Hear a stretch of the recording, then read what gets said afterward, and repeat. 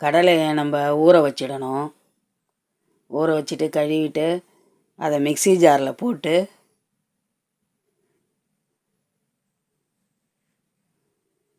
அதில் கொஞ்சம் உப்பை போட்டு அப்படியே அரைச்சிடணும். அரைச்சிட்டு அதில் கருவேப்பிலை, கொத்தமல்லி, ஒரு பாதி வெங்காயம், 2 பச்சை மிளகா போட்டு நல்லா கிளறிட்டு பெருங்காயத்தூள் அதில் போடணும்.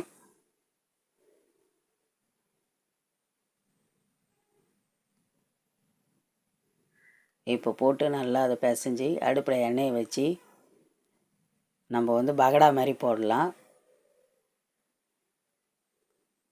இப்போ பகடா வெந்துடுச்சு.